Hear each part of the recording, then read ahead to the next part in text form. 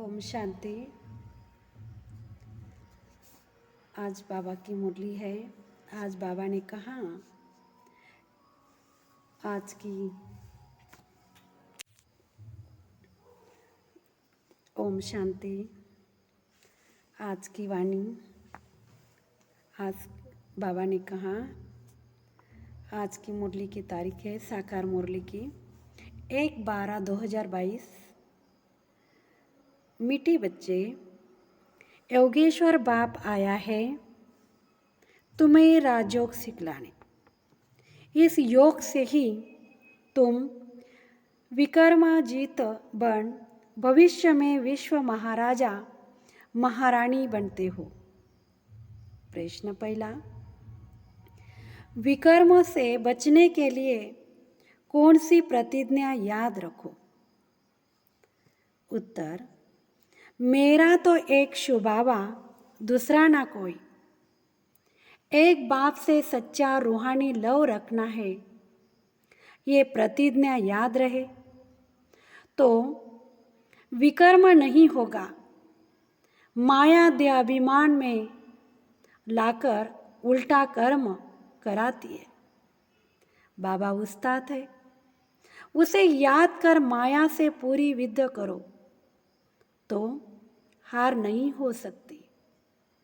प्रश्न दूसरा, अपने बच्चों के प्रति बाप की कौन सी आश है? उत्तर, जैसे लौकिक बाप चाहते हैं मैं बच्चों को ऊंचे पढ़ाऊं, बेहद का बाप भी कहते हैं मैं अपने बच्चों को स्वर्ग की परी बना दूं। बच्चे सिर्फ मेरी श्रीमत पर चले तो श्रेष्ठ बन जाए। गीते तकदीर जगाकर आई हूँ। ओम शांति। मीठे मीठे बच्चे जानते हैं हम अपनी नई तकदीर बनाने यहाँ आए हैं। किसके पास? योगेश्वर के पास, सिखलाने वाले ईश्वर के पास। इसको कहते हैं राजयोग। ईश्वर योग सिखलाते हैं। कौन सा योग? हठ योग तो अनेक प्रकार का है, ये जिस्मानी योग नहीं है। सन्यासियों का तत्व योग ब्रह्म योग है, उनको ईश्वर योग नहीं सिखाते। तुम बच्चे जानते हो परमपिता परमात्मा हमको फिर से कल्प पहले मुंह औफक राजयोग सिखलाते हैं। सन्यासी ऐसे कभी नहीं कहेंगे ये योग कल्प पहले भी सिखाया था और अभी भी सिखला रहा हूँ। तुम बच्चे कह सकते हो वह हठयोगी राजयोग सिखला नहीं सकते। हमको सिखलाने वाला शुबाबा है, जिसको योगेश्वर कहा जाता है। मनुष्य भूल से श्री कृष्ण को योगेश्वर कह देते हैं। श्री कृष्ण सतयुग का प्रिंस है, वहाँ योग की बात ही नहीं। ये बहुत अच्छी पॉइंट है। समझाने की तरकीब सीखो। व्यक्ति से समझाया जाता है। तुम्हारा सारा मदार योग पर है।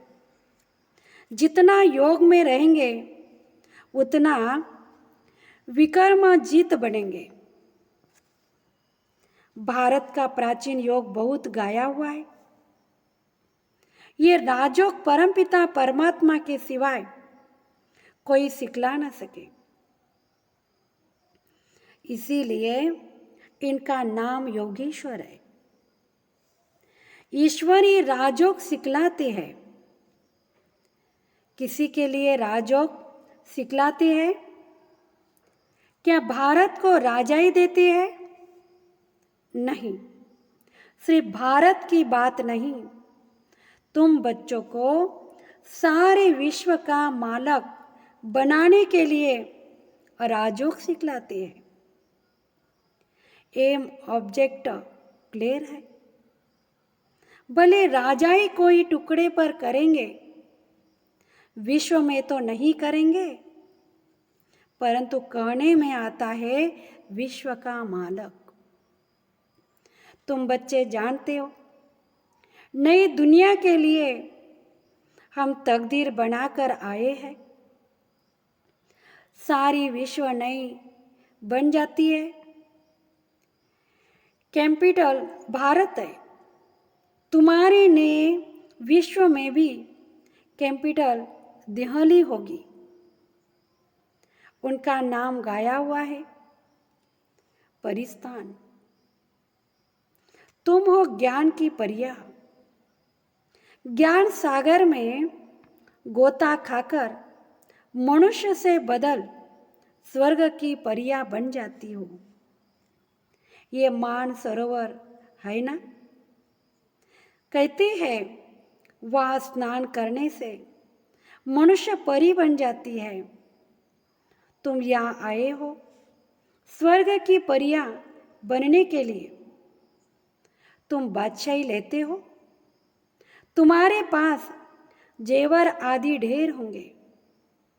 तुम कहेंगे हम राजयोग सीखते हैं, जिससे हम भविष्य में महाराजा महारानी बनेंगे। परंतु अगर श्रीमत पर अच्छी रीति चलेंगे तो ऐसे मत समझना कि प्रजा में जाने वाले को परी कहेंगे। नहीं, श्रीमत पर दैवी गुण धारण करने हैं।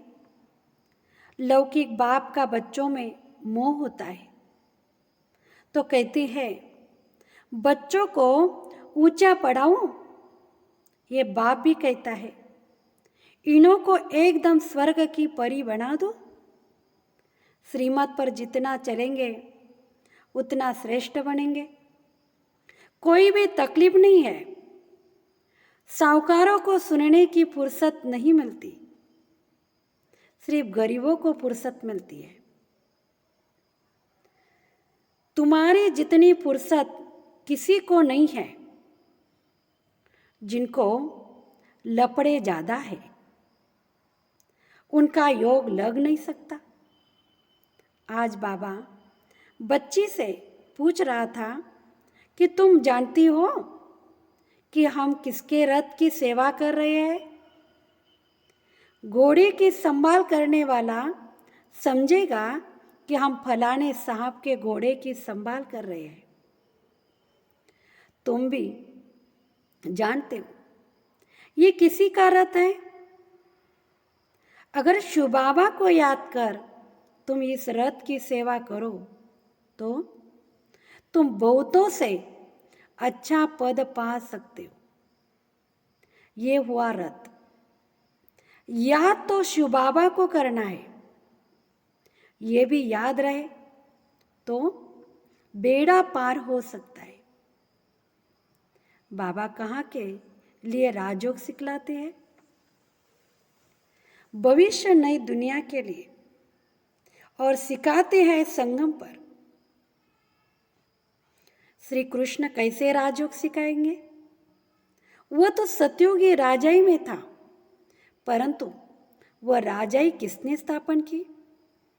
बाप ने। प्राचीन देवी देवताओं को ऐसा किसने बनाया? किसने राजयोग सिखाया? वह श्री कृष्ण का नाम लेते हैं। बाप कहते हैं मैं तुम बच्चों को अभी सिखला रहा हूं। तुम तकदीर जगा कर आए हो भविष्य नई दुनिया में ऊंचे पद पाने के लिए। बाप कहता है मुझे याद करो तो पवित्र दुनिया का मालक बनो, और कोई उपाय नहीं। एक तरफ याद करते हैं पतित पावन आओ, दूसरी तरफ नदियों को कहते हैं पतित पावनी। कितनी भूल है। बात छोटी है परंतु मनुष्य की आँख खोलनी है। बाप जब आते हैं आकर समझाते हैं कि पतित पावन मैं हूँ, मैं ही तुमको ज्ञान स्नान कराए पावन बनाता हूँ। ये पतित दुनिया है। सन्यासी अनेक प्रकार के योग सिखलाते हैं, परंतु राजयोग तो एक ही सिखलाने वाला मैं हूँ। परमपिता परमात्मा को ही पतित पावन कहते हैं। उनको कितना याद करना चाहिए। फिर मैनर्स भी अच्छे चाहिए। हम 16 कला संपूर्ण बनते हैं। खान पान शुद्ध होनी चाहिए। कोई झट धारण करते हैं। गाया हुआ है, सेकंड में जीवन मुक्ति। एक जनक थोड़ी होगा। मिसाल एक का दिया जाता है, द्रौपदी एक थोड़ी होगी। सबकी लाज रखते हैं। स्त्री पुरुष दोनों को पतित होने से बचाते हैं। गीता में श्री कृष्ण का नाम लिख दिया है। इस समय तुम बच्चे जो कुछ भी करते हो, भक्ति में यादगार बनाते हुए। शिव बाबा का कितना बड़ा मंदिर है। जो सर्विस करते हैं उनका नामाचार निकालता है। तुम्हारा दिलवाड़ा मंदिर एक्यूरेट यादगार है। नीचे तपस्या कर रहे हैं, ऊपर राजाई के चित्र खड़े हैं। अभी तुम बाप से योग लगा रहे हो स्वर्ग का मालिक बनने के लिए। स्वर्ग को भी याद करते हो। कोई मरता है, कहते हैं स्वर्ग पधारा, परंतु स्वर्ग है कहाँ ये किसी को मालूम नहीं। समझते भारत स्वर्ग था, फिर ऊपर कह देते हैं। बाप समझाते हैं सेकंड में जीवन मुक्ति गाई हुई है, फिर भी कहते हैं ज्ञान का सागर है। जंगल को कलम बनाओ, सागर को सही बनाओ, तो भी खुटता नहीं। पिछाड़ी तक चलेगा तो मेहनत की जाती है ना। सेकंड की बात भी ठीक है। बाप को जाना तो बाप का वर्षा ही वर्षा है। बाप को जाना तो बाप का वर्षा है। जीवन मुक्ति साथ साथ ये समझाया जाता है तो चक्र कैसे फिरता है, धर्म कैसे स्थापन होती है, कितनी बातें समझाने की है। साथ में बाबा को याद करो, वर्षे को याद करो। तुम याद करते हो, निश्चय भी करते हो। हम विश्व की बादशाही ले रहे हैं, फिर क्यों भूल जाते हो। बाबा कहते हैं जितना याद करेंगे उतने विकर्म विनाश होंगे। इसमें टाइम लगता है। जब तक कर्मातीत अवस्था हो जाए, कर्मातीत अवस्था हो गई, फिर तो तुम यहाँ रह नहीं सकते हो। बच्चों को वर्षे से समझाते रहते हैं। बात है बिल्कुल सच। अल्प और बे चक्र का राज भी बाबा समझाते हैं। बुद्धि में पूरा राज आता है तो फिर औरों को भी समझाना पड़ता है। सारा झाड़ बुद्धि में आ जाता है। बाप से सहज ते सहज वर्षा लेना है। कहते हैं बाबा योग नहीं लगता, माया विकर्म करा देती है। बाप समझाते हैं बच्चे अगर विकर्म कर लिया फिर तो बहुत पुरुषार्थ करना पड़ेगा। माया देह अभिमान में लाकर उल्टा काम करा लेती है। बाप कहते बच्चे मेरा बनकर कोई भी विकर्म नहीं करो। तुमने प्रतिज्ञा की है, मेरा तो एक शुबाबा, दूसरा ना कोई। जैसे कन्या की जब सगाई होती है तो पति के साथ कितना लव हो जाता है, तो बेहद के बाप से कितना लव होना चाहिए। तुम्हारा कितना गुप्त लव है, वो है जिस्मानी, यह है रूहानी। उनकी प्रैक्टिस पड़ गई है। ये तुम घड़ी घड़ी भूल जाते हो, क्योंकि नई बात है। अपने को आत्मा समझ बाप को याद करना है। तुम हो खुदाई खिदमतगार, तुम हो रूहानी सेवादारी, तुम लड़ाई के मैदान में खड़े हो। बाबा उस्ताद भी खड़ा है, कहते हैं माया के साथ पूरी युद्ध करो। जो ये 5 विकार ही न करे, जो ये 5 विकार प्रवेश ही न करे, तो लिखते हैं बाबा ये भूत आ गया। बाबा कहते हैं इन भूतों को भगाते रहो, ये तो अंत तक आएंगे और ही जोर से तूफान आएंगे। अज्ञानी में भी कभी नहीं आए होंगे, वो भी आएंगे। तुम कहेंगे वानप्रस्थ में थे, कभी ख्याल भी नहीं आता था। ज्ञान में आने से काम का नशा आ गया, स्वप्न में भी आते रहते हैं। ये क्या, ये वंडरफुल ज्ञान है। कोई मूझ कर छोड़ भी जाती है। बाबा बता देता है तूफान बहुत आएंगे। जितना पहलवान बनेंगे माया बहुत पिछाड़ेगी। इसीलिए महावीर बन स्थिरियम रहना है।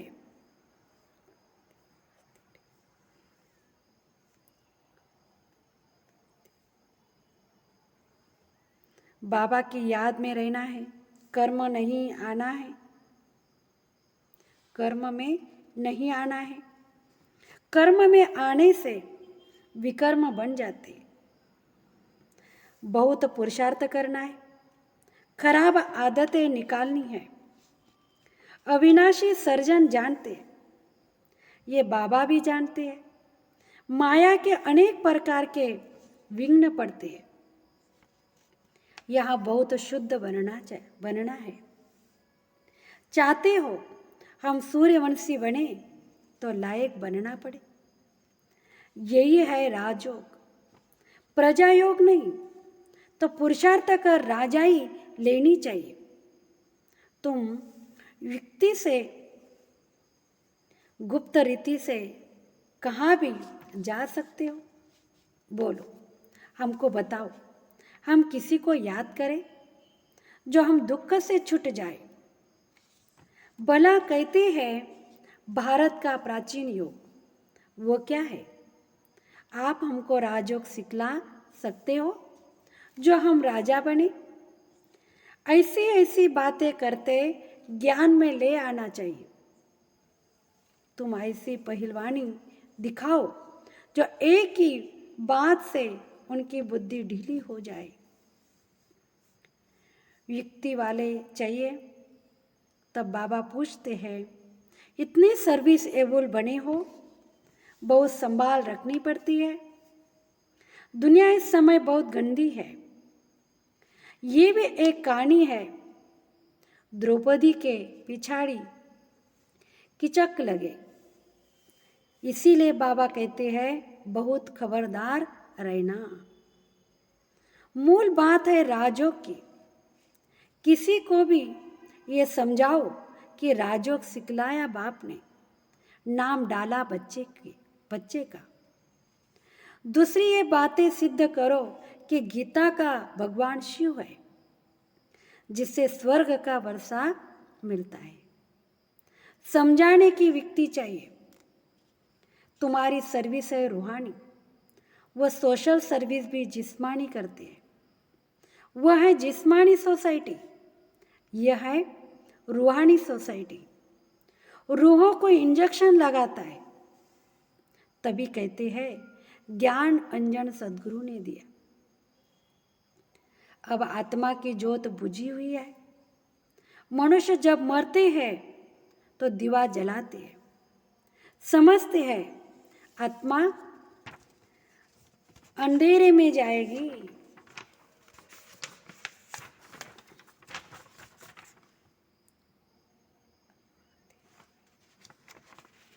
बरोबर बेहद का अंधेरा है। आधा कल्प दूत नहीं पड़ा है। आत्मा की ज्योत बुझ गई है। अब ज्ञान का दूत पढ़ने से रोशनी हो जाती है। अब बाप बच्चों को कहती है कि माँ में कम याद करो। ये श्री कृष्ण तो नहीं कह सकते, हम आत्मा भाई भाई है। बाप से वर्षा ले रहे हैं। अच्छा, हम कितना समय याद में रहते हैं? ये चार्ट रखना अच्छा है। प्रैक्टिस करते करते फिर वो अवस्था पक्की हो जाएगी। ये व्यक्ति अच्छी है। सर्विस भी करते रहो, चार्ट भी रखो, फिर उन्नति को पाते रहेंगे। अच्छा, ओम शांति। मीठे मीठे सिक्की लेते बच्चों प्रति माता पिता बाप दादा का याद प्यार और गुड मॉर्निंग। रूहानी बाप की रूहानी बच्चों को नमस्ते। हम रूहानी बच्चों की रूहानी माता पिता बाप दादा को याद प्यार नमस्ते नमस्ते। अभी मुख्य धारणा के लिए मुख्य सार। पहला पॉइंट, कोई भी भूत अंदर प्रवेश न हो, इसकी संभाल रखनी है। कभी भी माया के तूफानों में मूझना नहीं है। खराब आदतें निकाल देनी है। दूसरा, याद का चार्ट रखना है। साथ साथ रूहानी सेवादारी बन रूहों को ज्ञान का इंजेक्शन लगाना है। वरदान है, कोई भी कार्य करते सदा दिल तख्त नशीन रहने वाले बेफिकर बादशाह भव। जो सदा बाप दादा के दिल तख्त नशीन रहती है वह बेफिकर बादशाह बन जाती है। क्योंकि इस तख्त की विशेषता है कि जो तख्त नशीन होगा वह सब बातों में बेफिकर होगा। जैसे आजकल भी कोई स्थान को विशेष कोई न कोई नवीनता विशेषता मिली हुई है, तो दिल तख्त की विशेषता है कि फिक्र आ नहीं सकता। यह दिल तख्त को वरदान मिला हुआ है।